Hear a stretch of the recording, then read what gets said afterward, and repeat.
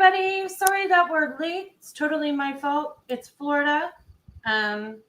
We have storms and it reset my computer and it's that whole rebooting thing and I didn't feel confident enough coming to you from my phone. So, because it's just been a long time since I've done that. So I apologize.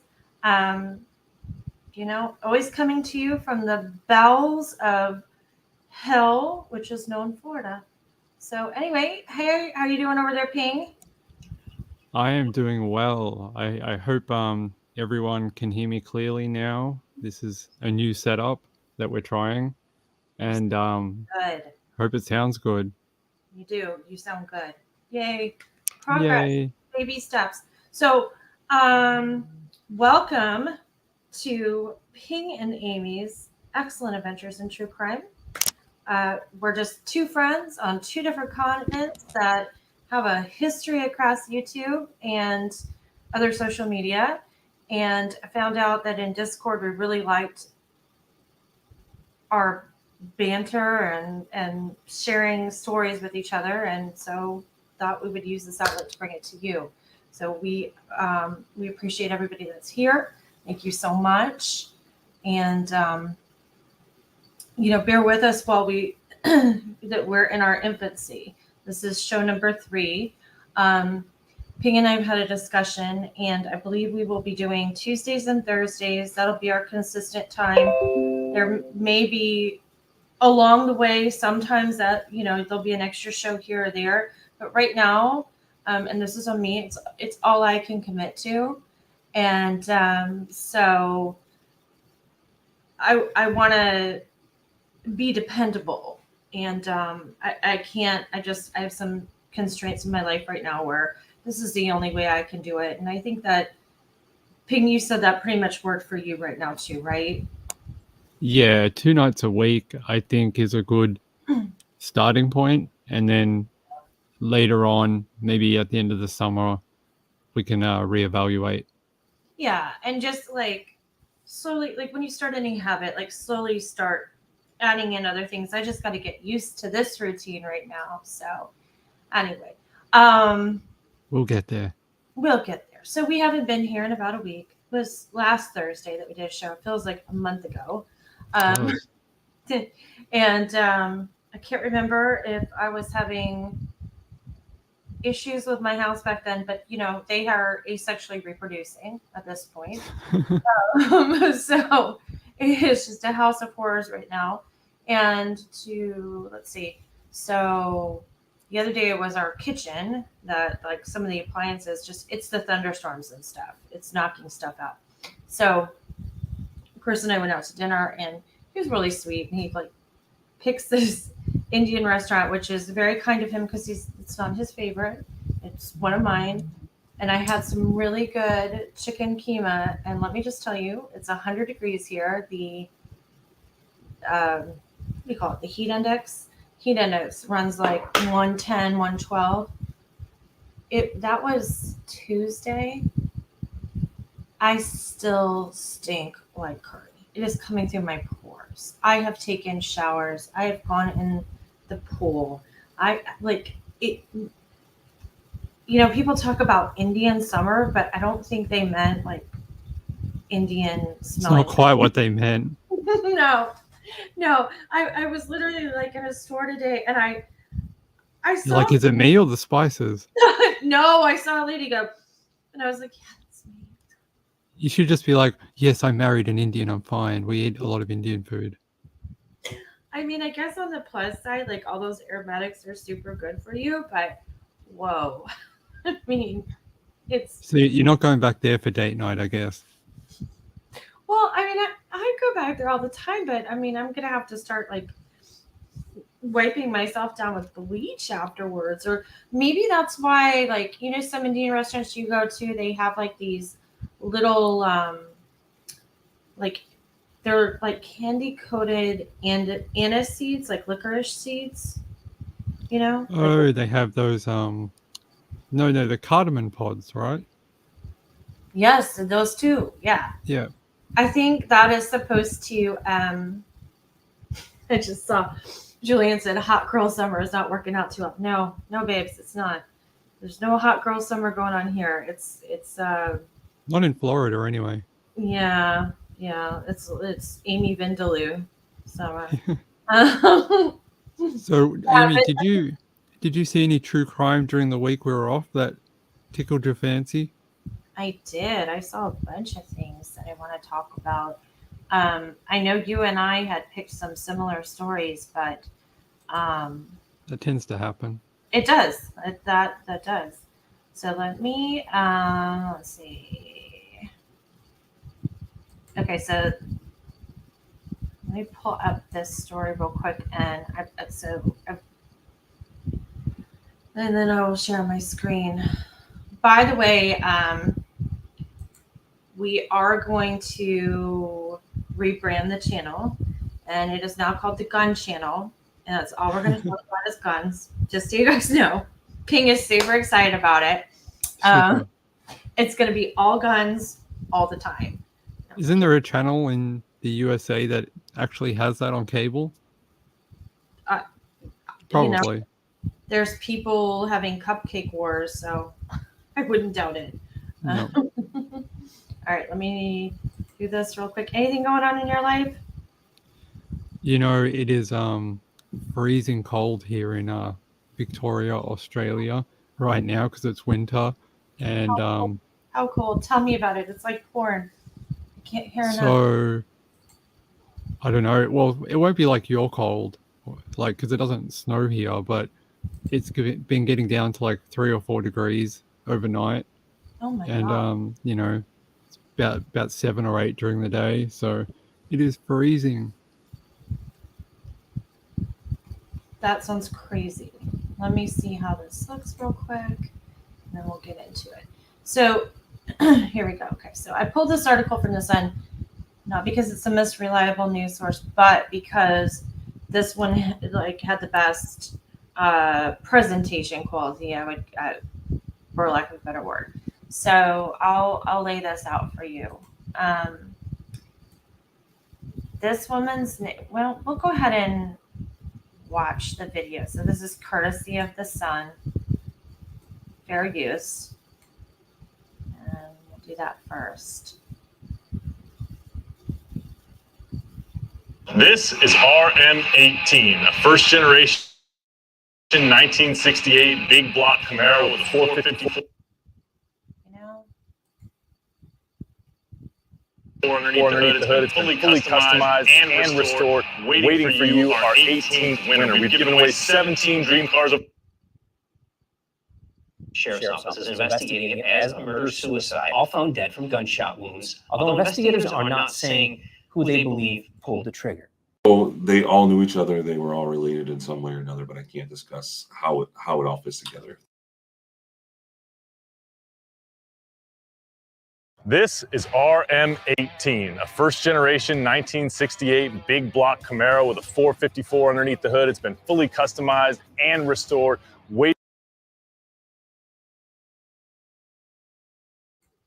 okay, you guys, I am just a hot mess tonight. I apologize.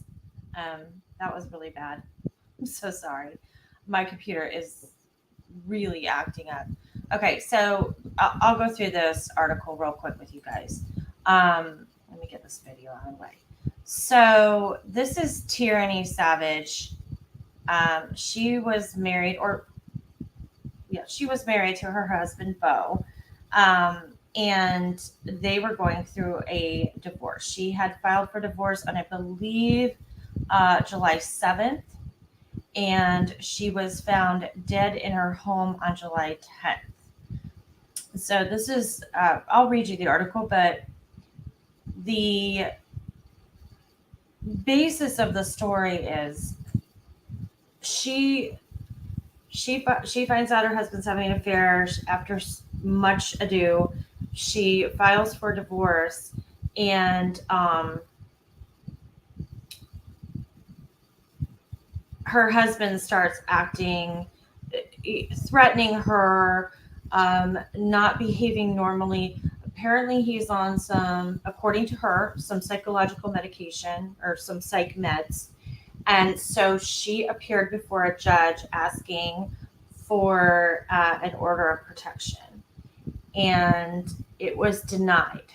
It was denied on June 27th. And then, 2 weeks later, her and her children and her husband are found dead in her home. So it kind of reads as follows. Tierney Savage, 35, her husband Bo, 35, son Dayton, 13, and mom Kim Ebright, 58, were found shot dead on Sunday in what police believe was a murder-suicide. The alleged murder-suicide happened just weeks after Savage had been denied a personal protection order against her spouse, Bo, according to People magazine. Per documents reviewed, Tierney Lee Savage filed a personal protection order against her spouse, Bo Eugene Savage, on June 24th via the 34th Circuit Court in Michigan.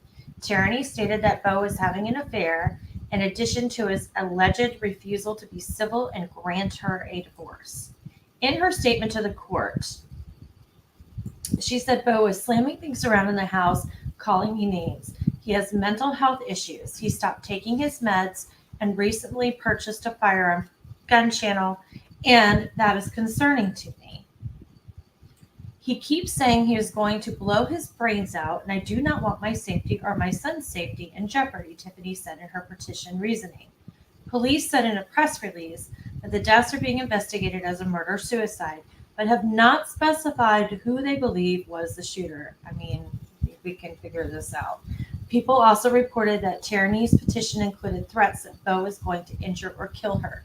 The petition was denied by Judge Troy B. Daniel on June 27th. The judge said the reasoning behind the denial of the petition was insufficient evidence. Judge Daniel wrote in the denial document that Tierney's petition had insufficient evidence of a showing of immediate and irreparable injury, loss, or damage. The denial statement also gave Tierney the option to request a restraining order in her divorce case. Tierney filed for divorce on June 7th, 3 days before her death. The Roscommon County Sheriff's Office called the tragedy senseless in their press release, stating that they encourage people of this community to show their love and support to the many people who have been devastated by this horrific and senseless tragedy. So it was on here, and I will go ahead and read the press release. Excuse me. If it will load, I might not be able to get this far.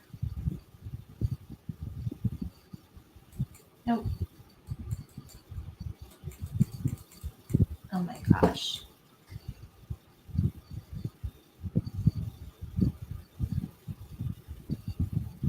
Well, I don't even know if I'm on camera. Here we go. All right. I can see you, if that Okay. matters. Good. Yeah. Yeah, so that just went off my screen. I can pull this up though. I found it. Read it real quick. That's why we have backup plans, folks. Jen, we see this a lot more now, where people are asking for help, being denied, and then we're seeing these terrible crimes happening only a couple of weeks later or even days later. Mm-hmm. And it's happening far too often. We need to reevaluate how we're looking at people when they're coming to courts or the police and asking for help. Maybe the bar's too high for this evidence because there was obviously something there and they missed it. Well, it's. I'll read you the press release, but yeah, it's the same old story all the time, and it got old the first time it happened, to be honest. So the press release reads like this: on July 10th, around 3:30 a.m., deputies were sent to a residence in Roscommon Township. The deputies met two subjects who had discovered multiple deceased subjects inside the residence. Subsequent investigation determined that there were 4 people deceased inside the house. Tierney Lee Savage, 35-year-old woman from Houghton Lake, Tiffany's son, Dayton Cowdery, a 13-year-old boy, Tierney's mother, Kim Lynette Ebright, a 58-year-old woman, and Bo Eugene Savage, a 35-year-old man from Houghton Lake, that were deceased inside the residence with apparent gunshot wounds. The mobile crime scene unit using Graying Michigan State Police Crime Laboratory responded to assist and processing the scene and evidence collection. All subjects involved had known relationships, and the incident is being investigated as a murder/suicide. At this time, investigators have found no indication of any other suspects involved in the incident. This is believed to be an isolated incident, and no further danger to the community exists. Our thoughts and prayers go out to the many friends and family who have been devastated by this loss. Roscommon County, today's wonderful close-knit communities rally around, blah, blah, blah, blah, blah. No further details are available. So here's the deal. This has been going on in one shape, form, or another since stalking became a big deal. The way the criteria is written to obtain a restraining order or an order of protection, and the way that it seems to be interpreted, because that's what judges do. They interpret the law and they apply it. Basically, somebody already has to have crossed a line and put you in danger or committed a crime for that to be put intact. And that's not. So, I mean, they should call it an order of protection from further abuse, injury, etc. Because the judge's statement of there wasn't enough to warrant that order of protection.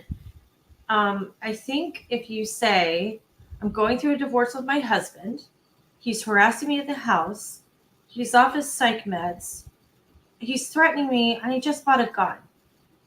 Wouldn't that be enough? I mean, what more do you need? I think it's more than enough. I think anytime you're dealing with someone that's having psychiatric issues, you're going through a contentious separation. I mean, how are they not hitting triggers on the, the tick boxes that you need to get this, I just don't get it. I don't get it either. It's over and over and over again that we see these things. Now there are cases where people do this trying to create animosity, trying to get each other back or whatever, but it's an order of protection. So you just tell him, like, you can't be within like however many yards or a mile, or you're not allowed on the property, or if you're exchanging a child, it has to be done at the police station. It's not a big, I mean, it is a big deal.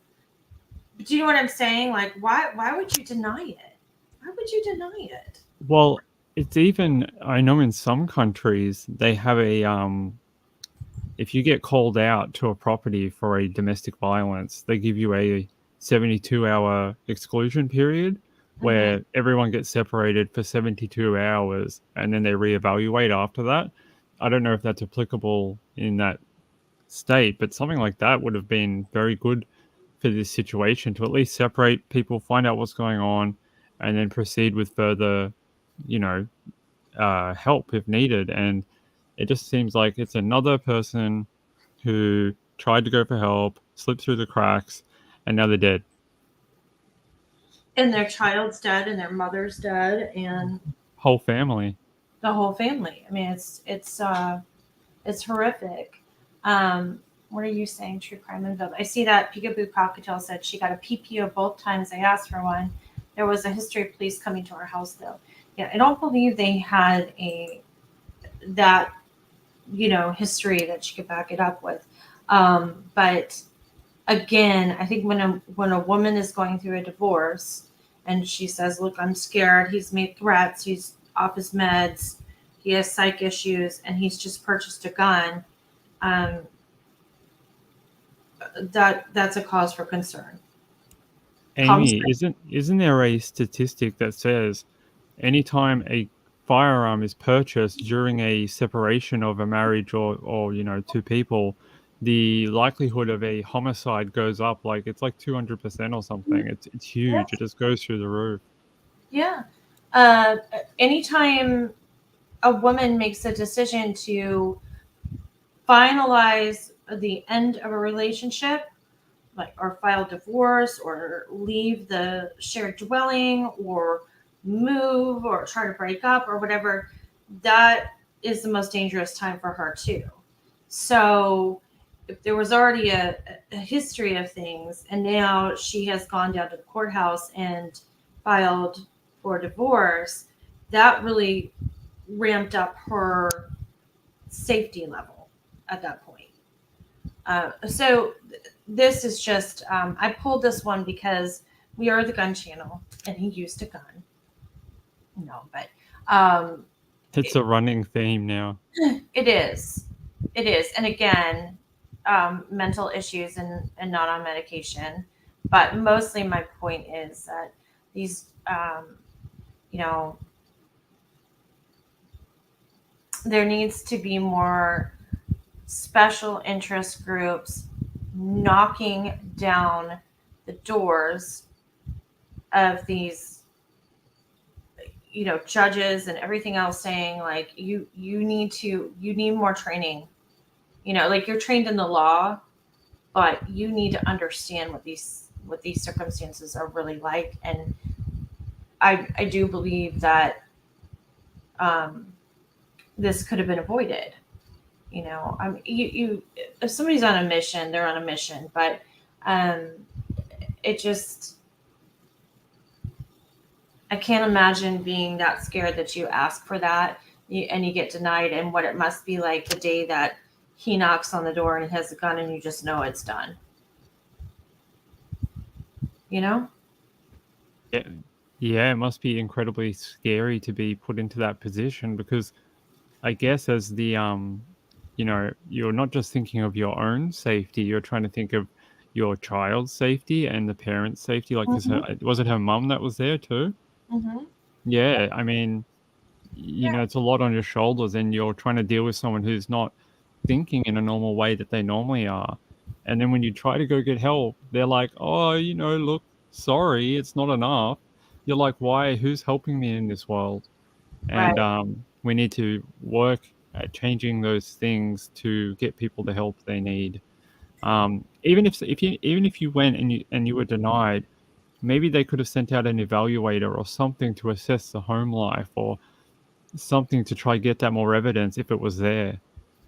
Well, there's a couple things that go on. I think one of them is that there is, ever since we in the US we stopped using institutionalized, I don't think I'm using the right word, but basically like we had established mental health facilities, and a lot of people were put there, and we got rid of them. And then when we got rid of those, because they were considered warehoused people, when we got rid of those, we also just stopped caring about apparently anybody with any sort of mental illness. So there's a lot of people walking around unmedicated, untreated, undiagnosed. I think a lot of research, there's a saying, you can prove anything with statistics, right? But the majority of our homeless population are dealing with mental health issues. It's not all financial. People will say it's chemical dependency. Well, yeah, it is, because they're self-medicating, most of them. We don't recognize the signs. We don't take it seriously. And then we have judges and law enforcement and politicians and everybody else in the aftermath going like, this was, I don't know what happened. I don't know what did wrong. We need to fix this. And then they never do. They never do. And I think one of the things that infuriates me about it is that it reminds me of like when I was working, at an office, and we'd sit down and we'd have meetings and we would talk about an issue going on within the organization. And I guess I was lucky. I had a good hate the word mentor, but I had somebody that sort of mentored me for a while, and she was really hard on me. I cried every day when I went home, but I mirrored, not her personality, but I mirrored the way she handled things because she was a very successful businesswoman. And one of the things that she told me is like, whenever you go in, this is very simple, but whenever you go into a meeting and there's an issue that's either going to be brought up and you know you're part of it, or you're bringing up an issue yourself, like have a couple of suggestions for ways to solve the problem, even if it doesn't solve it immediately. Not a Band-Aid, sort of like a Band-Aid, but not like we'll just do this and leave it and hope that it works. Like we'll do this in the meantime, and then we've got to figure this out. To me, the reason I tell you this is because one of the things I always think in my head is stop coming. These politicians and everybody else need to stop coming to the table with just problem with no solutions. They act like they tug on our heartstrings, or they, get in our ear, and we think they're really listening and really concerned. And maybe some of them are, but for the most part, they do that for a few minutes and everybody thinks they have all this empathy or whatever. And then nothing ever changes. And then the next story comes out that the same thing has happened again. I mean, it's just, do you get what I'm saying? Like, Well, I thought we would have learnt since the Brian Laundrie thing last year. It's very similar. They got pulled up by the police only a week before, a few days before. She ended up dead too. I mean, you thought the change would have come then when we were all outraged and everyone, it was all over the news. A year later, and now we have another nice lady who's been killed by her partner and is no longer with us. And maybe there could have been some sort of change in that period. Something could have been enacted where maybe her life and her child's life and her mom's life could have been spared. yeah, I just, I see in here that people are saying, True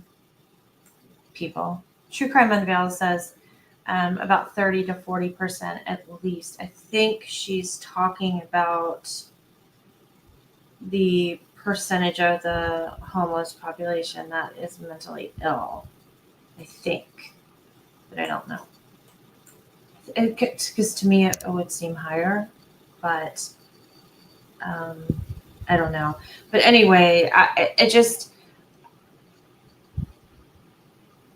think we would. I guess I would have expected, as a nation, to take this more seriously by now. I mean, this goes back to 1999, and well, for me anyway. Like looking at stuff, and that was it 1999 was Columbine, right?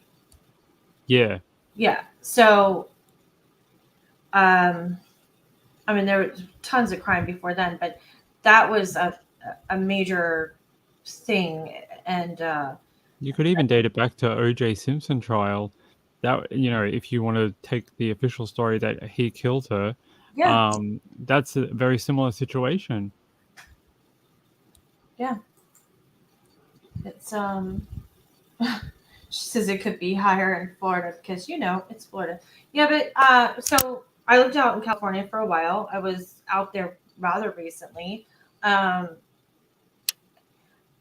If you, and I'm not saying you, but in general, if people don't think that mental illness is a contributor to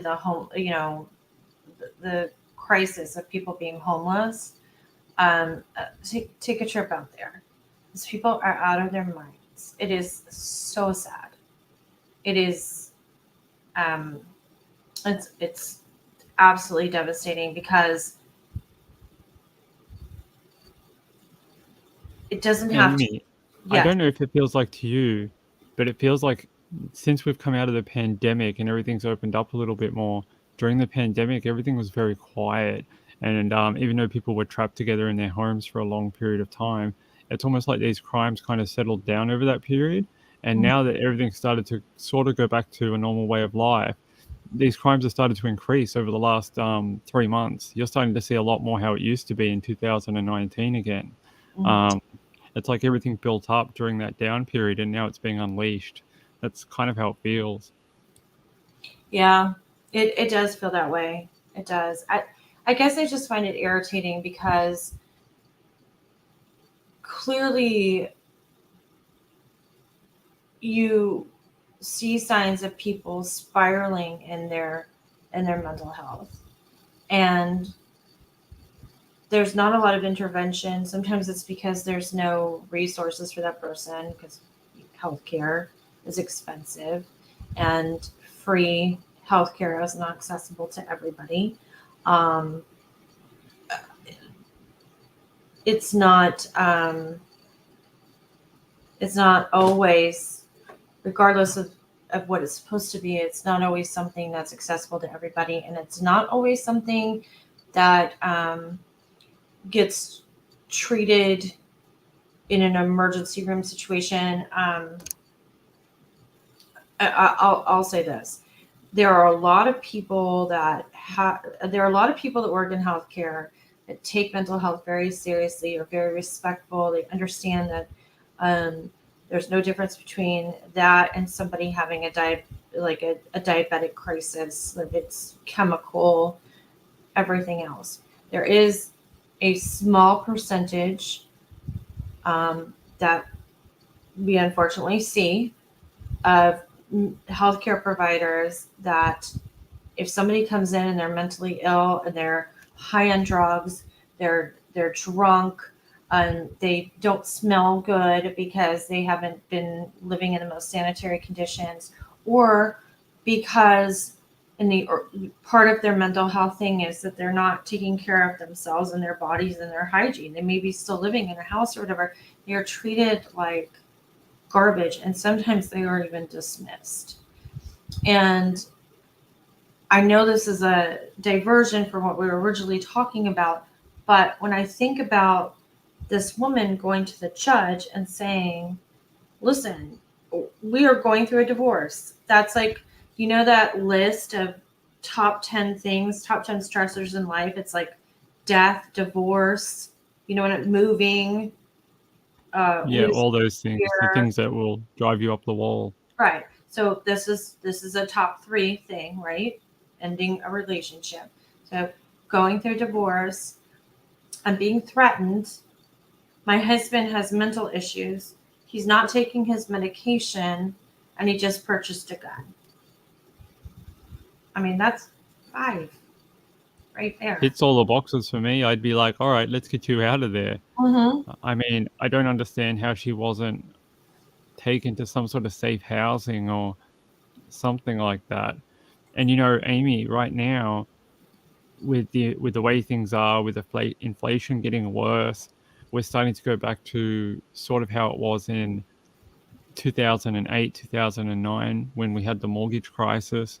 We're going to have a recession now, and that's just going to exacerbate everything that's going on after we just came out of that pandemic where everyone was stressed about health.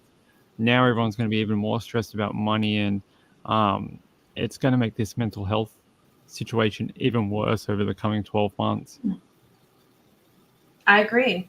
And Tina Reddington, you're my new best friend. Wait, how did you get a gun with mental issues, right?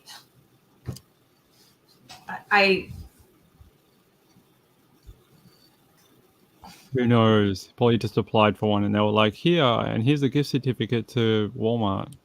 Yeah, I mean, maybe his dad signed for the gun too. I don't know. That's my issue with this. It's not the guns, it's the people. And it's not like if you think that if we take all the guns away, then we want you. They tried that with liquor, what Volstead Act. Some more. You mean prohibition? Yeah, back in the 1800s or whatever. Yeah, there was didn't work. Booze flowing like crazy. Yeah, you can get guns on, or not guns. I'm sorry. Drugs on Snapchat in 10 minutes if you want them. Anything you want. So criminalizing something does not solve the problem. We're There's not anti-guns here. Like, we both think you should have a right to carry something for protection. I think it's where those like, kind of what is realistic, you know, how many intruders do you need to shoot in a minute, kind of thing. Like, I agree. And I'm Australian. I think you should be allowed to carry something if you feel like you live in a dangerous area or you get a lot of break-ins and things like that. You should have a right to protect your family. That's only natural. And I hope there's some sort of talk about what is actually needed to do that kind of a job. And I don't know. I'm not a gun expert either. I have no idea. Maybe you do need something that shoots 15 rounds a minute or something, or a second, or whatever. Who knows? But getting guns into the hands of people with mental health issues is not going to make these kind of things stop. It's going to make them increase. That's just what I want. I want some way to prevent people with issues to not be able to purchase guns. That's it. We reviewed that thing last time where they had that that trigger that they could use for someone in this situation, where they took all their guns off them for that period of time. Do you know if that was available in this state? I don't. That's very interesting, whether that was available. But my opinion in this case is that it wouldn't, I mean, it would have mattered if they removed, like, let's say they red flagged him and temporarily took away his guns, right? That would be good. But that doesn't mean that he couldn't get guns somewhere else or from a friend, or, you know what I'm saying?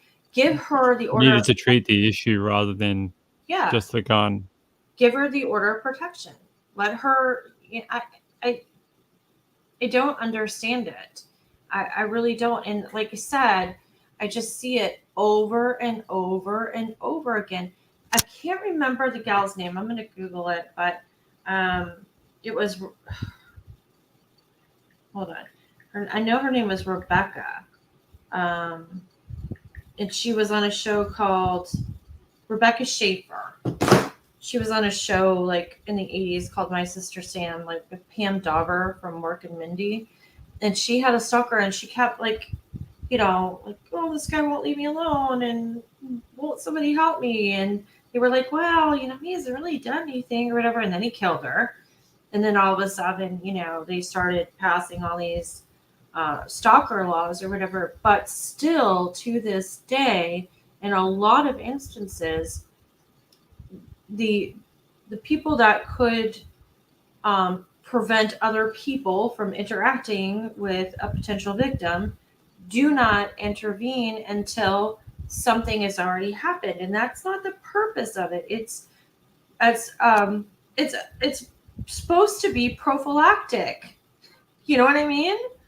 It's supposed to prevent this stuff from happening, not like, oh, well, you tried to strangle your girlfriend, so now you're not allowed to talk to her. You know what I mean? Yeah, it says we're not naughty corner. It's not go sit in the corner.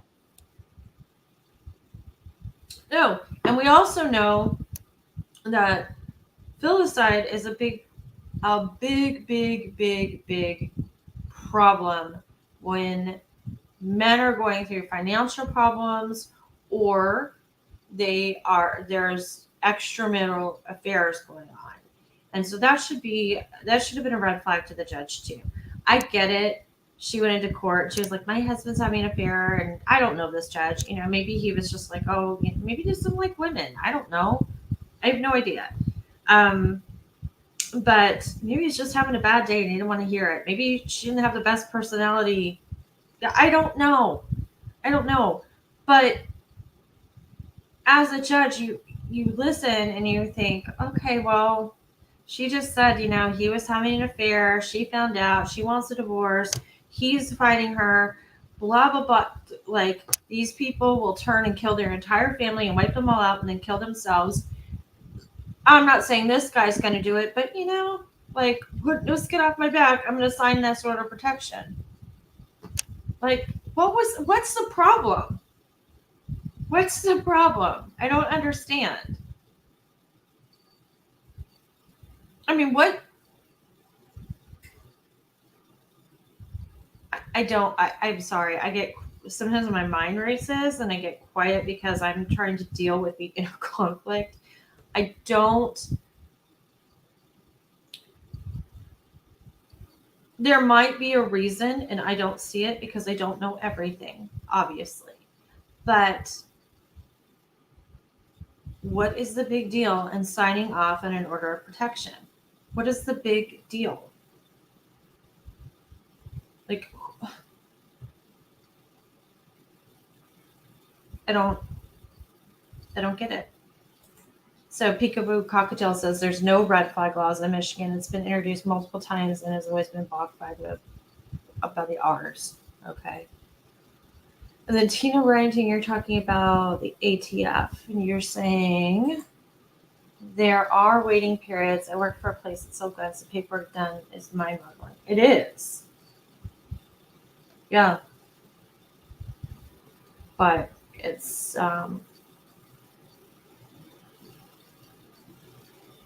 not everywhere. And I'm sorry, I'm a little lost in this conversation, but you're also saying, isn't that federal, removing guns from peeps with issues? I mean, it could be taken to a federal level, but right now that is some of these things are, some of the details are at a state level. So, and like Peekaboo Cocktail just said, like Michigan doesn't have the red flag laws, but what was the state we were talking about? The Texas does, right? So there you go. Hey, are you still here? Yeah, I'm here. Sorry, I just had a phone call. Oh, okay. Stupid couriers. I hate couriers. The guy's like, no one was there, so he left you a card. I'm like, dude, I'm right at my front door right here. Where are you? Yeah, but they always have like your side door, don't they?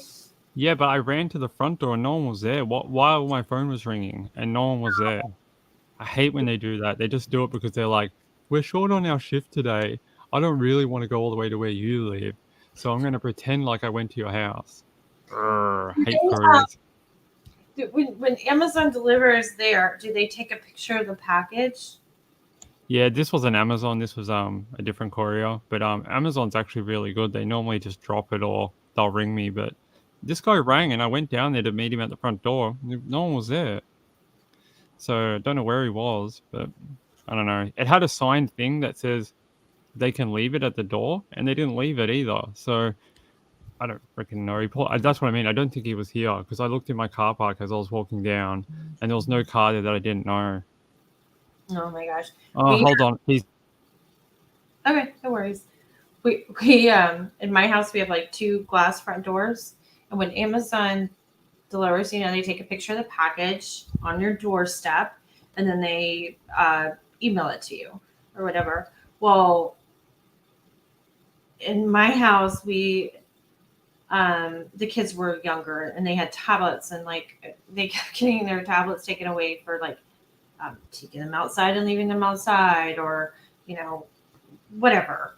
And my husband's not really good about keeping up with stuff, so like he would take away somebody's tablet and he'd put it in our bedroom, and then like somebody would be using it later on in the day, and I'm like, wait, didn't you take away the tablet? He's like, oh, was that yesterday or today? I don't know, or whatever.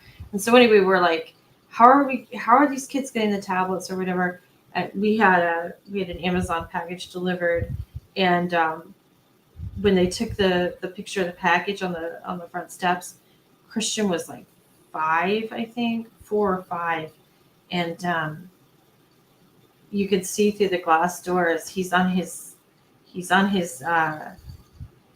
like stomach, and he's kind of holding his shirt open with the tablet underneath, like he's trying to run across the house trying to conceal it in case he runs into anybody. Okay, I'm back. You're back. That was actually a nice courier. He drove back after I messaged him. I was like, hey man, I don't know where you were, and he drove all the way back and waited for me. So that guy gets some cookies for today. You're sharing your cookies?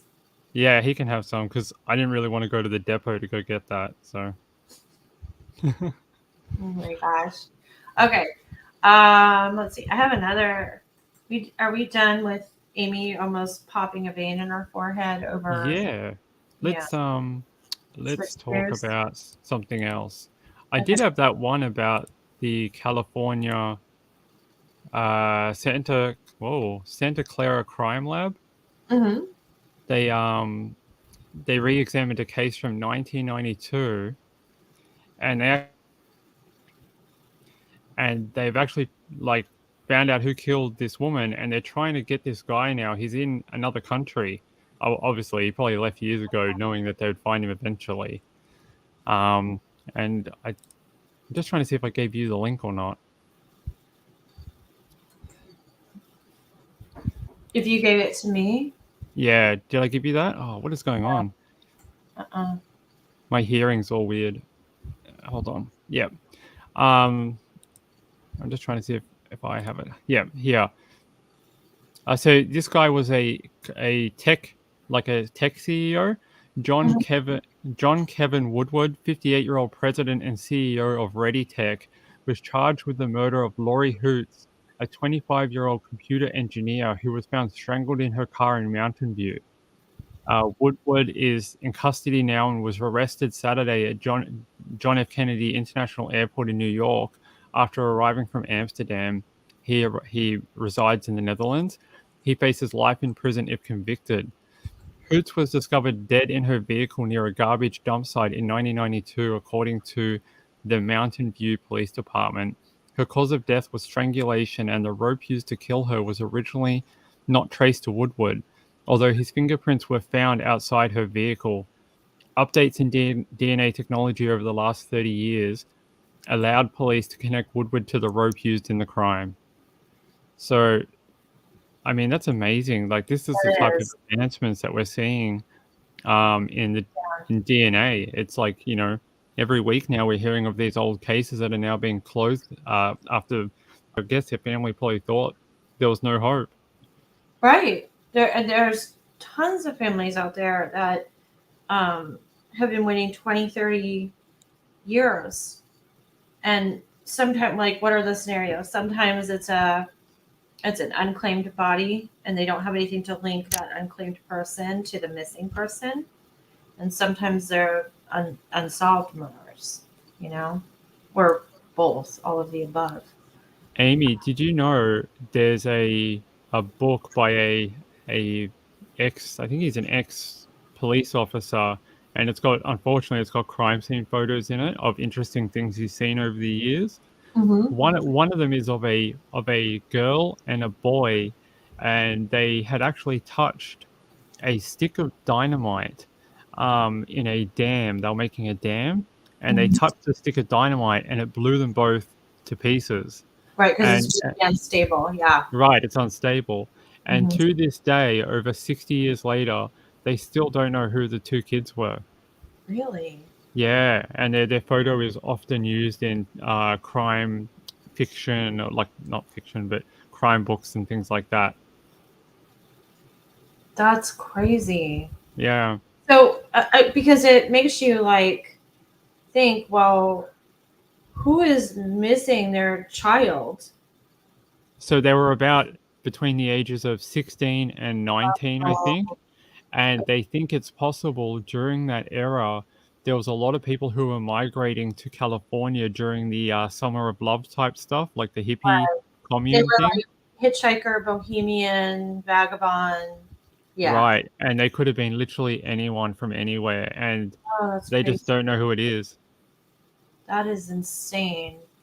I have a similar story to what you talked about, or along the same lines, because it is about, again, solving crimes after many, many years. And this one's out of Washington State. So I'm not going to play any videos, you guys. Don't get worried. I'm not in the mood tonight for that shenanigans.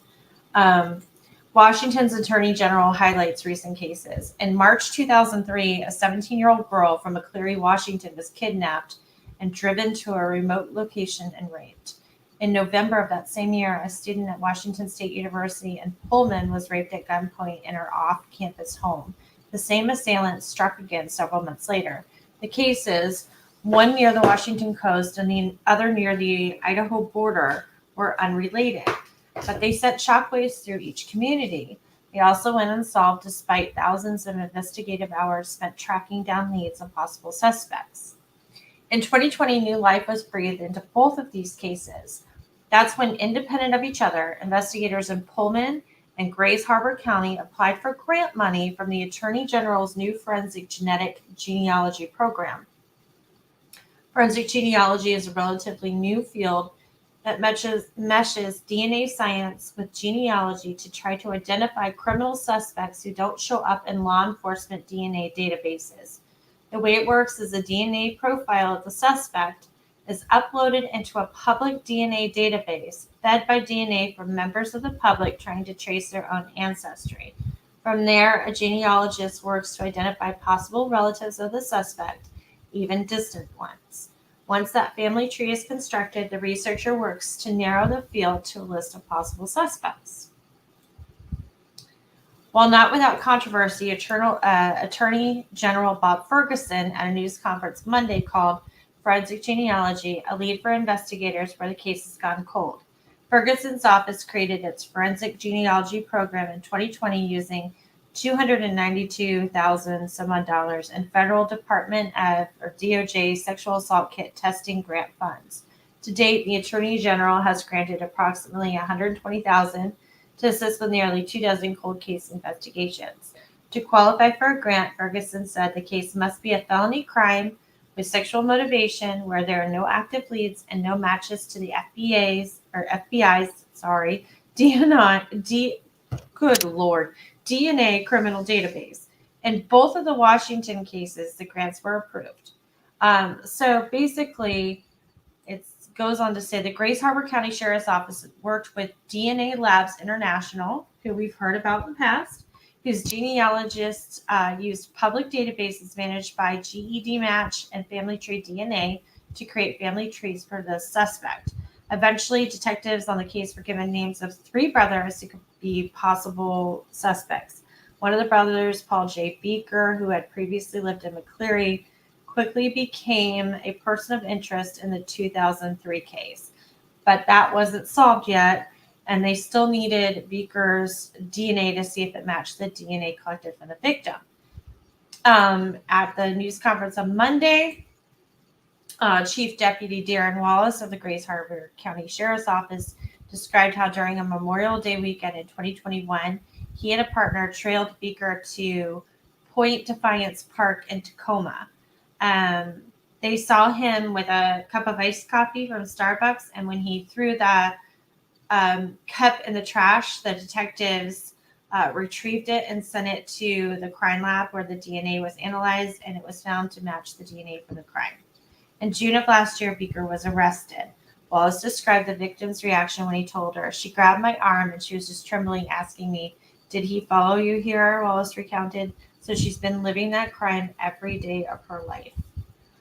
So this is like, I'll post this article up because I don't want to sit here and just read to you. But I will tell you that this is a little different from some of the other things we've seen because now police agencies, or some, have more progressive thinking and they need help, and they are finding these grants to apply to help them solve crimes.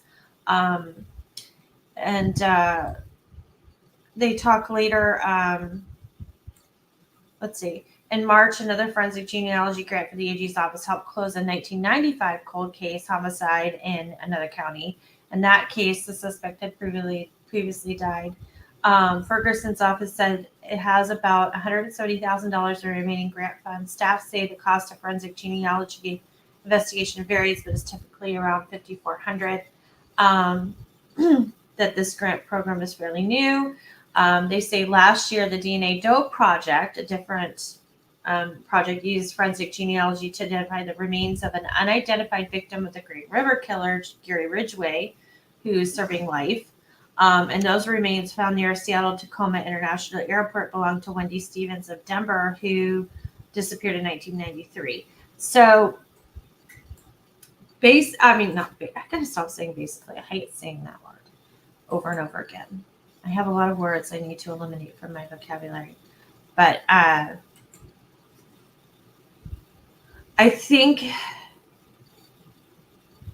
it's hopeful for a lot of people to hear that the police are using third-party entities to help them solve cases. I think a lot of the times the general opinion when there's an old unsolved case is, oh, they just gave up on it.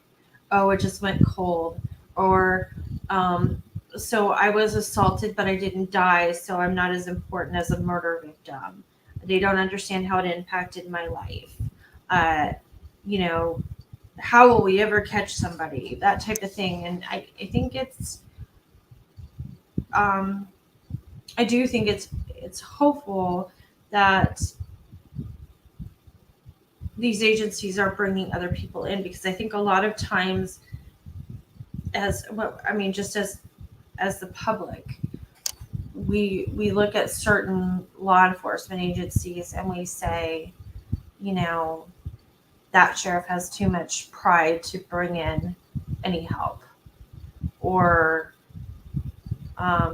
this county is so inundated with things that will Well, never. it's been accused a few times, like in the Delphi case. That's exactly what I was thinking of. Yeah, people have accused that, sheriff's office of being overly attached and prideful of the case, so much so that it's stopping them from doing certain things with the case. But I actually think they're on a good road right now, and that they've taken some good steps in the last year. But I could see why people thought that before the revelations of this year. But yeah, you got the Long Island serial killer case. Like, for a long time, no one trusted that police department after all they did.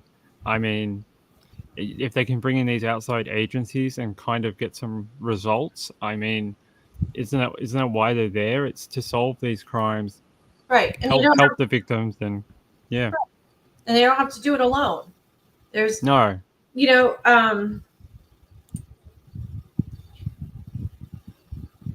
Some of the most successful people are not people that do everything themselves. They're resourceful. They get people who delegate. They delegate, yeah. They're not trying to. If they know somebody over here has already done a traffic study, they're not going to go, well, that's probably not a good thing. If they know somebody over here has an SOP for something that they worked on for 5 years, they're going to go ask if they can borrow it, mirror it, or get trained in it, rather than spending another 5 years trying to do it themselves. Do you know what I mean? So I think when we were talking about some of these agencies that have too much pride, yeah, I agree with you. I think that Delphi is a big one. That's what was coming up in my mind. I do think that maybe there's quite a few. I'm not going to start listing them, but especially when someone dropped the ball early on in the case and there was time lost or opportunity lost to collect evidence or to investigate. I'm sorry, I'm distracted. I'm laughing a little bit because TCU says, sounds like a lot of people are going to start finding out they have murderers in their family. And all I can think about is, sorry, but how the LDS Church has them constantly, tracking their ancestry.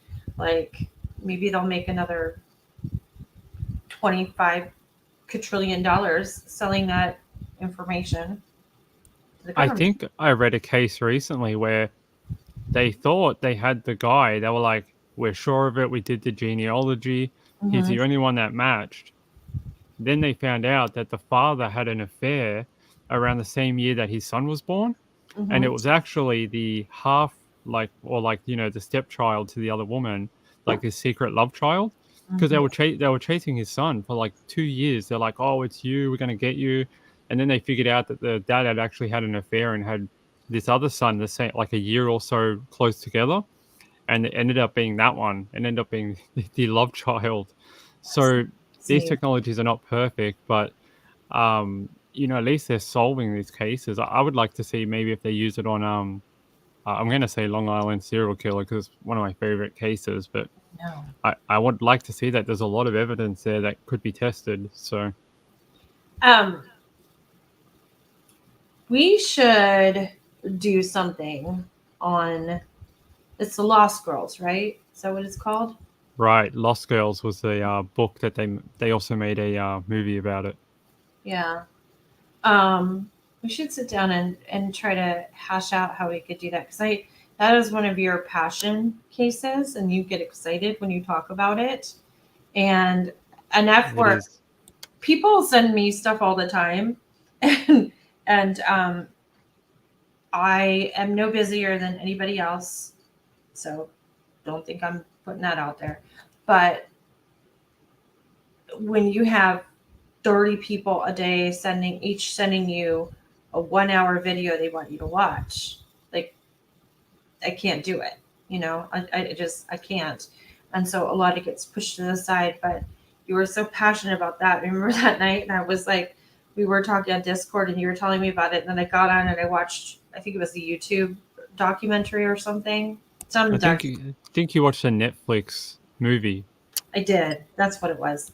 And you were like, oh, well, that's so-and-so's mom and blah, blah, blah, blah, blah, blah, blah. Like, the ins and outs of that case. So we should do something so that you can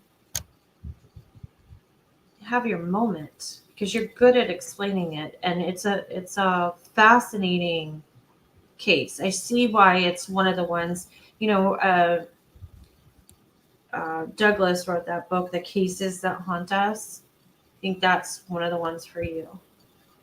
Yeah, it could be. I think if we brought people some of the background information to the women, I think that would be really interesting, because in this case, a lot gets said about like the circumstances, but not really the background. Unless you've really sat down and read those 800 pages, you're Right. not going to really know about it. So if we can maybe bring some of that information to the viewers, I think they would appreciate where these girls came from and how they ended up in these situations. Maybe we can do a thing where we, like, not on the air read, but we go over a chapter a week. Like a podcast type thing, like a recorded one? Yeah. We could just talk about what happened, so that we can catch people up in the case, and then we can talk about it. I think that would be neat. I think it'd be good too. And this year we have season 2 of Unraveled podcast. They're doing a second season of their Long Island serial killer ID documentary. It's coming out soon. And those guys are amazing. They look at more the corruption side of the police department and how that led to losses in the case. But yeah, it'd be good. Okay, well, let's do that. That sounds like fun. And if you can, let me see if I have something to write with. Let me write down Unraveled right now. And what I'll do is I will drop the link to that podcast in the description. It's a very good podcast based on Long Island serial killer.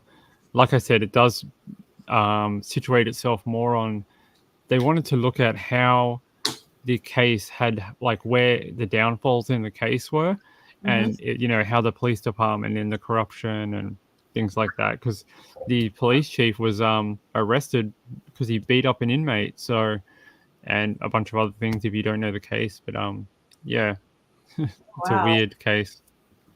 Okay, well, I'll get caught up on that. Because I'm going to be driving for 6 hours tomorrow. So how long are the episodes? Are they the 45-minute ones, or like an hour and a half? Or the TV one is a No, one I and a half hour doco, No, but the podcast. podcast, I don't know. I think it's a 40-minute each Oh, episode. so I can knock it out between today and Tuesday easily. Yeah, easy. I think it's only about 12 episodes for the Unraveled series. Yeah. Sounds good. I'll make that commitment. And I'll Okay. put it in there, and then we can start talking about that. Trying to think. I have one more thing. If you have time. Yeah, But sure. Is it about dinosaurs? I wish it was about dinosaurs. Hold on one second. And I have to thank Jen. Thank you so much for putting our show up on your community tab. It was very Yes. nice of you. It was. Thank you. And my dinosaur says thank you too. I've got a whole heap of them to my other side too. They're all over the place. What was I going to say? Okay, so there were some new court filings in the Lori Daybell case, and I'd like to talk about them for a few minutes. I think that I need more time to go in depth about them, but I do. If anybody feels like talking about Vallow, I'm sorry, I shouldn't have said Vallow. About Lori Daybell and Chad Daybell, Tylee Ryan, JJ Vallow, Charles Vallow. We can jump right in and get our feet wet, and then maybe elaborate on it a little bit later. Just for anybody that doesn't know, Lori Daybell is accused of murdering her ex-husband, her husband, Charles Vallow. She was married to him when he was murdered, and her two children, her biological daughter Tylee Ryan and her adopted son JJ Vallow, and she and her new husband Chad Daybell, whose wife was also murdered. It's a crazy story, you guys. If you're one of the people out there that have never heard of it, get ready, because you know how they say you can't make this stuff up. You cannot make this stuff up. It is insane. But anyway, there are some new documents, and I kind of want to talk about what they mean. So give me a second right here, and I'm gonna pull these up real quick. Put your hand up if you thought we would have been at trial by now. My hand's up. Oh. I would have thought for sure we'd be, by July we would have been in full swing. And the fact that we're going to be heading into the second half of the year with no definitive answer, I mean, it's shocking, really is. Hold on one second. I am okay. You know what's so weird? I'm sorry. This is the weirdest thing. I freaked out for a second because for some reason the file is named something completely different than what the documents are, and then I was scared to pull them up on the screen because I was like, wait, I know these are the right thing, but do you know what I'm saying? Were you worried it was your porn collection? Is that like Jurassic porn? It's not for everyone, but it's very specialized. It is. Yeah. Some nights I, put on my Wilma Flintstone outfit. Yeah. And I'm all like, You put on your dinosaur hoodie and then away you go. yeah, to town, baby. Oh God, it's horrible. If my mom ever hears this, I'm gonna get grounded. Oh, she's not a big fan of me joking around with stuff like that. Okay, that's much bigger. It looks much better. So I'm not going to read these to you, but what I am going to do is tell you that these were filed by James Archibald, who is the lawyer for Lori Daybell, who is currently incarcerated and facing charges that could result in the death penalty. And so he is questioning, and this is why I say we can't do this tonight. He is questioning some of the things that happened when the grand jury convened. And I think in order to really get into this, we have to talk about how a grand jury works. But I'll say two things about James Archibald. Even though he is basically a court-appointed attorney, or not basically, he is her court-appointed attorney because she is declared indigent at this point. He is doing a phenomenal job in her defense. I don't think I believed that he was earlier, but he is taking it very, very seriously. And rightfully so, because we want this woman to have a fair trial. Anytime we're looking at death penalty or a life sentence, they are all the appeals that automatically happen. So there's no avoiding the appeal process, but what we want is to be able to eliminate the possibility of frivolous appeals, I guess. And just know that everything was fair. There's no mistrial. There's no all of that good stuff. So basically, these court papers, it's 10 pages. James Archibald starts talking about the grand jury, and he's saying he wants the grand jury to look at these charges, these A, B, C, and D, and weigh in on some things. He wants a determination by them. So the first being murders were committed for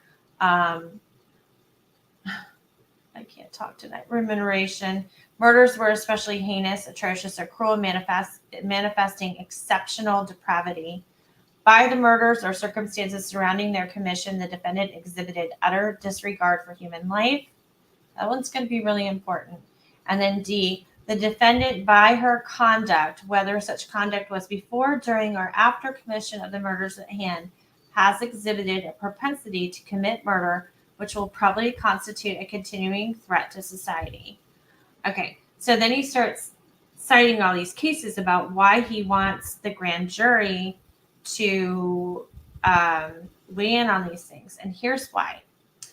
Because when Rob Wood, the prosecutor in this case, brought this evidence went to the grand jury to be able to charge Vallow Daybell with these crimes, he included aggravating factors or aggravators, and it's up here on the screen, elements. Just strike that. He brought in, he was using aggravating factors, but what he didn't do is present.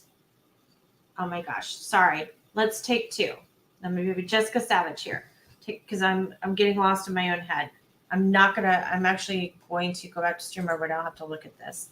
Okay, because I have ADD and it messes me up. Okay. So Rob Wood goes in front, goes to the grand jury, or the grand jury is presented with these charges, and because Rob Wood is going for the death penalty, he needs to be able to prove everything he says beyond a reasonable doubt. He used these aggravating circumstances according to Archibald, in order to sway or manipulate the grand jury. And he wants the grand jury to come back and weigh in on some of these things. And one of them that's very important is, and Archibald uses some references some past cases to back up his request. he says, one of these things is Lori Daybell is responsible for the deaths of her, her children, right? And you're saying here that she has because she killed those two children, she has the propensity to kill again and again. And he's like, that's not always the case. You haven't proven that, because we have women who will kill their abusers, right? But they're not German Shepherds. Like, these women aren't German Shepherds. They don't get, I shouldn't say, no offense to people that own German Shepherds, okay? These women aren't dogs, okay? They're, once they get a taste for blood, they're not like, oh, I shot my husband and now I'm going to shoot everybody and yay. And we're talking about shooting because we're the gun channel. But, yeah. Then the other one is, and this one is even more important, and, we're new and we don't have a lot of people that are listening or watching right now. And I'm actually kind of glad about it because, although I would say it to 10,000 people, one of the biggest things here is, let me back up a second. Lori Daybell, Ping, as you know, she, for quite some time, was in a mental health facility because she was deemed incompetent to stand trial, not competent to stand trial, right? Yep. She was, because she was talking crazy talk to a lawyer. She was like, oh, the sons of Eden are going to come save me. You don't need to do anything. And he's like, woman, you're going to be on the trial for death. Like, you have to give me something to help you. And she's like, don't worry. I knew you in another life. And he's like, man, I can't deal with this. Oh, yeah. Well, that, and I don't know. I think he had a crush on her. So I don't know what that was. It was a bit weird. She did have, she had a lawyer previously. His name was Mark Means. He has been dismissed from the case. So now she has Jim Archibald. But yeah. So anyway, she was in a mental health facility for quite some time. And her case was put on hold while she was there. And a lot of people believe that she was faking it, or malingering is the word that we use. And I'm going to say here, I don't think she was. I do think that she has mental health issues. I am never going to be one of those people that will say I will excuse the crime because they are sick, because they're still, like, regardless, if you have mental health issues and you're out hurting people, we're not just going to let you run amok. You know what I mean? Like, you need to be somewhere if you're a danger to yourself and others. That's just what we do in a civilized country. So she had her competency restored. It is rumored that she is extremely fragile, and that there is a very strong chance that at some point she may have to be back in that mental health facility. This is kind of like rumors, buzzes, people from the inside talking, but all very, very reliable. I don't listen to people that I don't trust. I have good friends that have good information, pure information, not party-lined information. Party line meaning passed from this person to this person to this person. I mean, I'm talking, there's a straight line. So I feel comfortable in saying that, we might find Lori's case to be stayed again because there is a chance that she will need more restorative care. All that being said, when they talk about, one of the things Archibald lists in here is that she killed and she didn't have, there was no pity, there was no remorse, all of those things. He doesn't believe that the state proved that beyond a reasonable doubt. And I think this opens the door for a couple of things. And one of them is her mental health.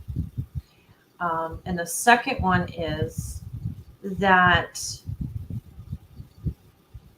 Lori and Chad had, depending on who you talk to, bastardized the LDS religion and kind of made some things their own. Now there's a lot out there that will show that they weren't very far off from that a lot of the things that they were doing are in LDS scripture.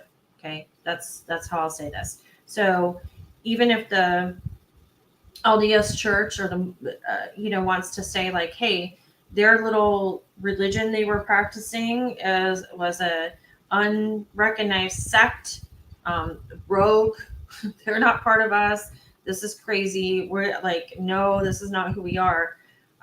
There is scripture out there that will contradict that. And as many of you know, Jen from TCU True Crime Unveiled is in the chat. And we were just talking about section 122 from Doctrines and Covenants the other night. I know a lot of you came from her, but if you're from the outside, yay, great. Thank you for being here. I don't know how the heck you found us, but thank you. But definitely go check out Jen's channel, because this is her passion, is kind of taking that fogged up windshield and kind of wiping it down so we can see things a little bit clearer. So this filing shows some things that, or shows some direction in where Archibald is going. And like I said, he is providing her at this point what I believe to be not only a standard defense, what any lawyer should be doing, but I think he could do the bare minimum, and he's not, I guess is what I'm saying. He could do the bare minimum, and he's not. He's taking this very, very seriously. And I appreciate that, because again, you want her to have a fair trial and fair representation. So there's no problems down the line. But I think one of the things that you're going to see here eventually is a claim that because of her religious beliefs, because they can, because the defense can pull doctrine, because Lori may not believe that she murdered her children. I won't go any further than that, but for religious reasons, she may not believe that what she did was murder and that they are not truly deceased. That based on what was presented to the grand jury about murdering and being and having no mercy or pity or anything else, the wording that he used, he would need a grand jury to weigh in on that, because I think in a lot of ways, like, Lori Daybell truly believes she was saving her children or sparing her children, and that is not the way she acted. And there's a phone call where she tells her friend Melanie that they are safe. They are very safe, and they are very happy. And this is going to be this right here is going to be a huge deal. So just keep your eyes out. Watch other people that you trust on YouTube talking about it. I don't really want to go much further tonight, but one of the reasons that this is such a big deal too is because you're talking about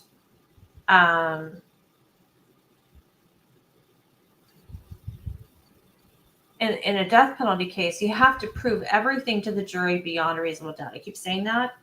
And Archibald is saying you didn't do that with the grand jury because you put in these aggravating factors, because you mentioned them. I'm going to hold you accountable. I want the grand jury called back. I want them to weigh in on it because this may not be a death penalty case. And we all know that we have to go for death penalty with this because ultimately it's either that or life imprisonment, right? There's no other way around it. But if you can't get the grand jury to vote and weigh in on all the aggravating factors, then, or you can't present evidence beyond a reasonable doubt, then you have to charge her with something else. So I want you to think about that because this is a turning point. Although a lot of this is standard, a lot of what you see when people get really excited about documents, it's like, oh, it's like, no, that's standard. Like every case is going to have that. A lot of this is standard, but it's the nature of the case. And if this case is, I hate saying it's fascinating because it's someone's life, it's someone's family, it's someone's tragedy, it's many families' tragedy. But this case is fascinating on so many levels. And it just got a little bit more stewy up in here. Meaning like this, I don't know.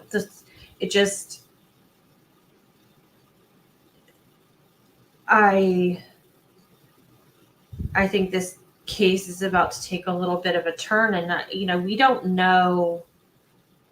There's been a lot of information dumped out on the Daybell case. There's been a lot of document dumps. There's thousands of pages out there. We can see interviews of people and video footage and recorded phone calls. I mean, it's just a plethora of things that are out there for us to do.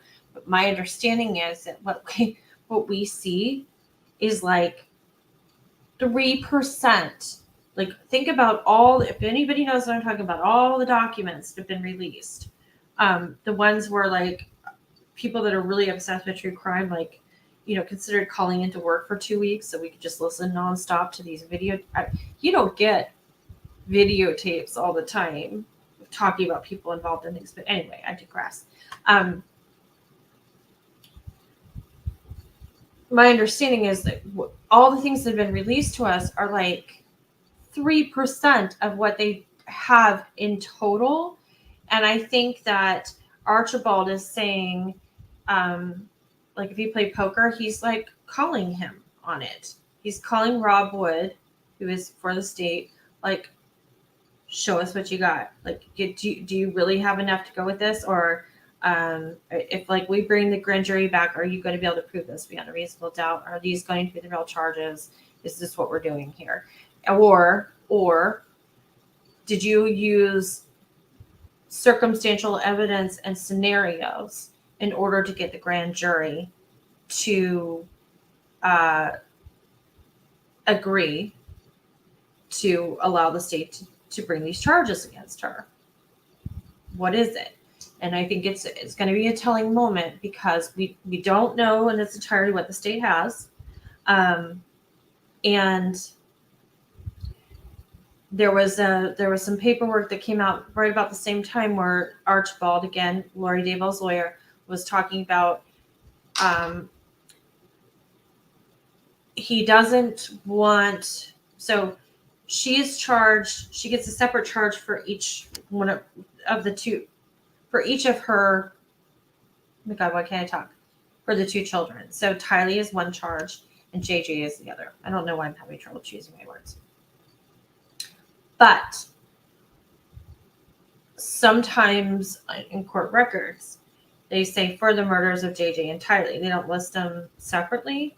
And Archibald is like, it sounds to some people like being nitpicky, but he wants them to be recognized separately, even when speaking or any kind of correspondence or anything like that. And again, we could go really in depth with this. I know that, this was part of this is a conversation I had with Jen earlier today. So I don't want to put words in her mouth. These are my words. I don't know if she's going to do anything. I don't know if she agrees. I don't like none of that. But JJ and Tylee were murdered on separate days. They were disposed of on the same property, but not in the same place. And the conditions of their body were gravely different.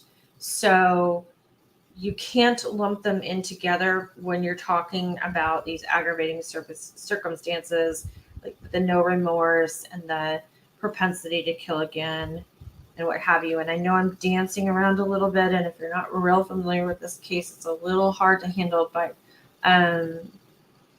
yeah, it's this is an interesting, just stay tuned, stay in tune with what's going on here, and remember that Lori had her competency restored after a long stay in hospital, and it is rumored that she's very unstable now, and this religious aspect of it, and can maybe her attorney say like, hey, like, this is a woman who was in this religion her whole life, and she was following these documents. I know the church has said this is not what we believe, this is not what we do, or whatever, but here it is in writing. And when we're telling her, it's like she's being gaslit by the world in a way, and she's not a victim, but like that is like her sort of like the one entity of perhaps her mental state, is that she can't accept that people are saying that she murdered her children, because that is not what she believes that she did. And Archibald wants Wood to be able to say, I could prove that Lori Vallow did it. And he wants to know how, and he wants to take him back to he wants the grand jury to come back, and he wants these, because he put these aggravated circumstances in there, he wants them to be able to prove him, and the grand jury to weigh in on it. Otherwise, it's not going to be a death penalty case.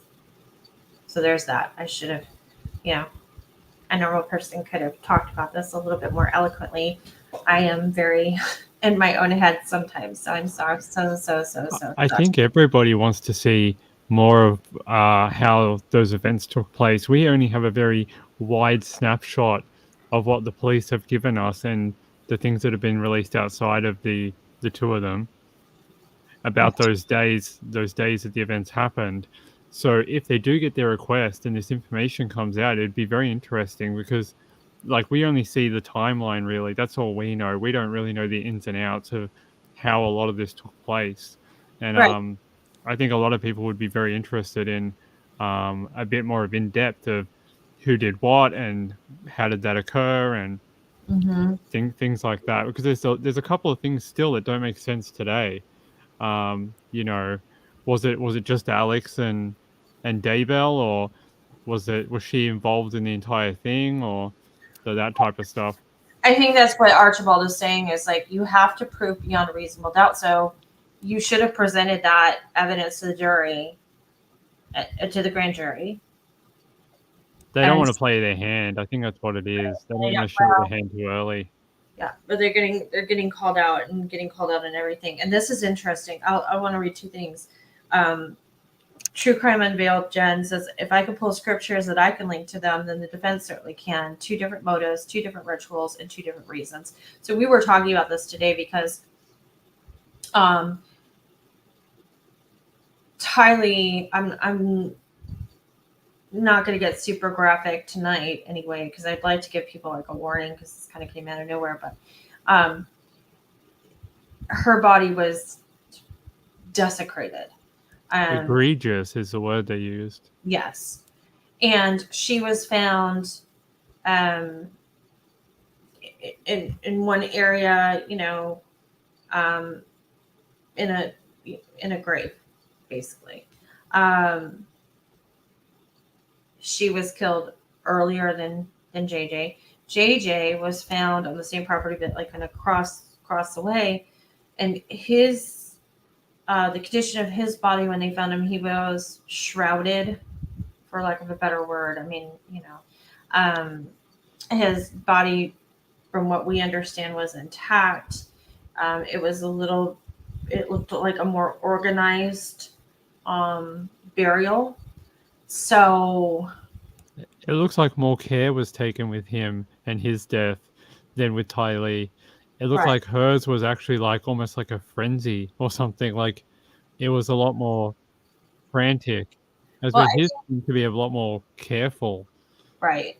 So I think if like she and her new husband and her brother, who we'll get to at another time, all thought for some reason that JJ and Tylee needed to die in order to be saved.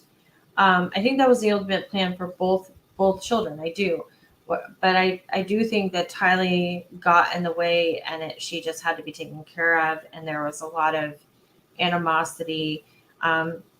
A lot of what you'll read in documents and accounts and listening to interviews is that Tylee didn't have a lot of love for Chad, and I don't think she had a lot of love for her mom anymore either.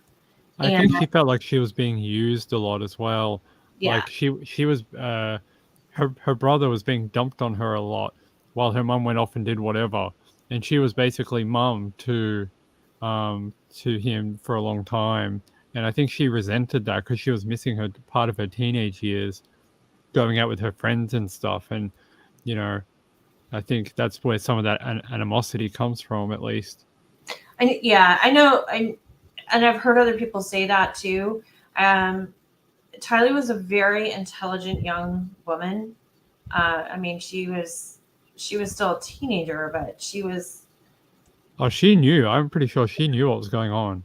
Yeah, she's very. I don't like the word precocious, but beyond her years and mature. And I think some of this religious stuff that they talked about, she was like, "This is crazy," and you've got podcasting people in our house, and now we're prepping like, like crazy people, and you think everybody's after us, and we keep moving and we're changing places and schools. And she was picking up on mom's mental state. Didn't make sense, and she was tired of it too. And I think that, like Jen said, two different motives, two different rituals, two different reasons. I think hers happened, it was more unorganized. There was a plan to murder her anyway. It just it didn't quite go the right way. And one of the reasons is that Tylee was just sick of it. She was getting vocal. She was just done. She had no love for Melanie Gibb, who was Lori Bellow's friend. She didn't like Chad. We can kind of see that. She also was at the house when her stepfather was murdered. So there is a chance that she was getting mouthy about, I'm going to tell him that you killed him, or Alex killed him, or, whatever it was. Well, imagine witnessing that as a teenage girl. Mm-hmm. It'd be shocking and frightening, and you may even be thinking, am I next? If I step out of line, are they going to get me next? You know what I mean? Like, yeah, definitely. So, yeah. And then I saw another comment. Let me see. Because it was Tina, I believe.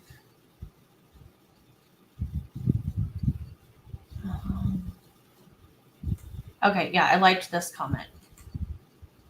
Tina Reddington.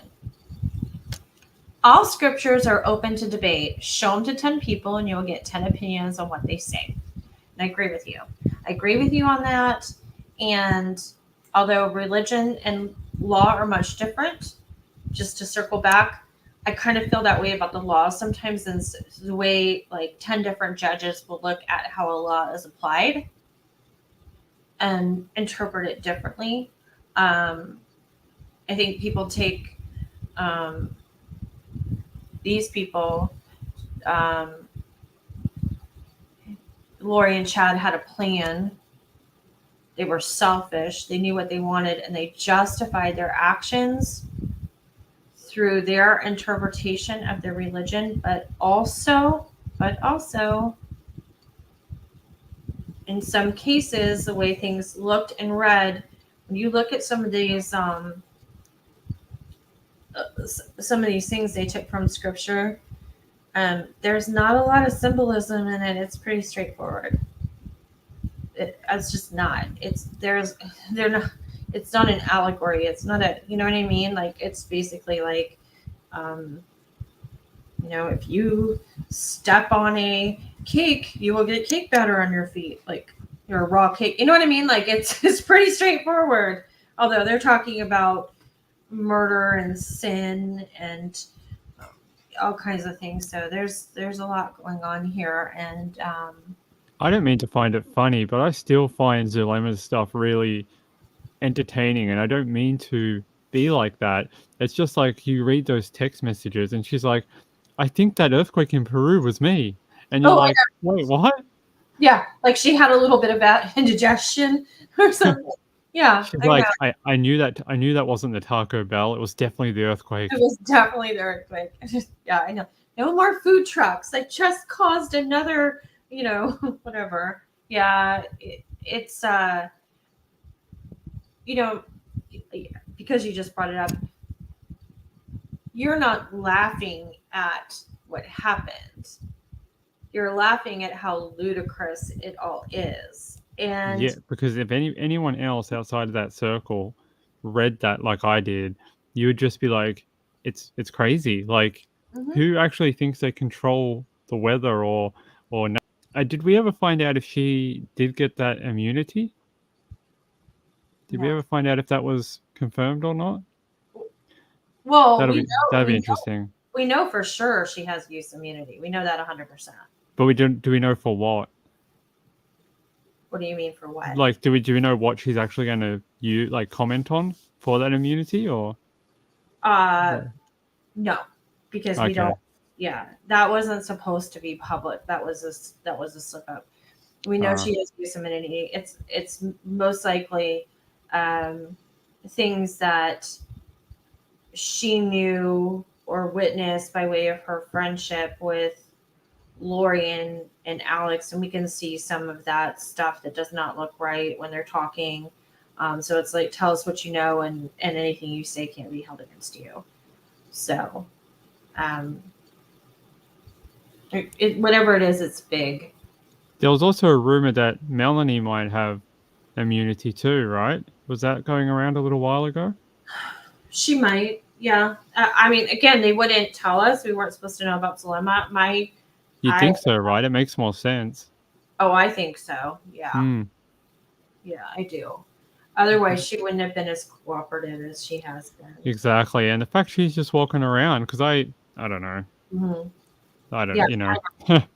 I know. These people, like, again, we could just, as much as now I'm conflicted. I really like having the gun channel, but we could just have a Vallow channel. No. There's so much to talk about with these people. And Melanie Gibb, I don't know if she's one of those people that can sell herself her own lies. I think she is. But she kind of bounces around like, oh, I'm so compliant, and I told the police what they needed to know, and he was just so duped by Lori. No. She's only saving her ass, and she knows it, and she probably got thrown up against a wall, like not literally, but had an officer in her face saying, like, you either testify or we're going to go after you for this, and this. And she was like, okay, I don't want to go to jail, even though, she should. I think she started speaking when she realized what they were saying wasn't a joke. And then she's like, oh crap, I'm so intertwined in this. I'm going to have to find a way to cover my own ass. And that's when, she flipped. Yeah, I think she has a lot to do with all of this. I think she has a lot of culpability in it, and I think they can prove it. And I think that's how they got it. My problem with her, above everything else, is that now she acts like she came forward, which she did not, in my opinion. I do not believe Not that soon enough. She could No. have come back. She could have come forward 6 months earlier, and we wouldn't be sitting here today talking about it. I personally don't believe she came forward. I'm just going to say this. I don't believe she came forward on her own volition at all, period. I do not. I look at it as a scenario like this. When you have a child and you know they're lying to you and you're trying to work through, lying, like why we don't lie. And you say to them, like, listen, I'm not really angry about this, but I'm going to be about whatever it is, not angry about the broken glass, but I am going to be angry if you lied to me about it. So here's your chance. And they say no. And you're like, oh, I don't want you lying to me. But I'm going to give, like, did you go through everything else? And you say, whatever. And then you stop and you're like, I saw you. I was coming around the corner. I saw you break the glass. I saw you do it. Or we have video of you breaking the glass. We know you did it. Like, do you know what I mean? Like that. I think that's where Melanie Gibb was. I don't think she came forward. I think they were coming to her. And the more that they learned, and the more that they uncovered, they were like, no, you're part of this. Tell us you're part of this. And then she wouldn't, and then they were like, we could charge you with this, and she's like, oh, cooperate. I don't think she came forward at all. Oh no, it was 100% to save her own butt. But I do think I do think part of it is what you're saying, and I think part of it she knew in her own self. When she knew they weren't joking, for real, and she was like, "Oh no, what am I going to do?" But she still participated in it. Oh, I know. It's crazy. I mean, I'm sorry. I'm not making fun of the case, but like these bitches, like it's like they went out and rented the movie The Craft, and they were like, now we're gonna sit around and you are. Who floated on the bed? Which one? Tell me. Yeah, I know. Your water and your fire, and we're gonna do candles and all this stuff, and Nancy, that spell's too strong for you. Yeah, Wonder Twins power activate. Like I'm a bucket of water, and I'm here at home, and I'm so tired because I've been using my bucket of water to drown out the sins of the world all day. Like it is some crazy, far-fetched shit. Like I can't with it. Yeah, it does seem like they took a lot of their stuff from movies, though. I always think that Laurie Vallow took a lot of her stuff from The Walking Dead. Yes, she takes a lot of wording and phrasing from that show. It's bizarre. Yeah, we got The Craft, we got The Walking Dead, we've got oh my god, The Lake House. Instead of a portal, it's like a mailbox. Instead of a post box, it's a closet. Exactly. So god. The Lifetime movie wasn't any good. It was terrible. Including the guy that got to play Justin Lum. I thought, couldn't you have got a hotter guy? Like, come on, help him out a bit. But the bit where she's like, why weren't you talking to me in the closet, like in the portal? And he's like, baby, I just was busy. I didn't reply. I was like, I know. I know. He had on his do not disturb on the portal that day. Yeah. He put a sock on the door of the closet. Oh God. Oh, I can't. All right. We may have gone too far off track now. Yeah. But anyway. Okay, so we'll talk more about this. We will, because this is. Yeah, we should do a big Valor show to kind of wrap up what's going on at the moment. Maybe next week on one of our shows. I'm down for it. I mean, I definitely feel like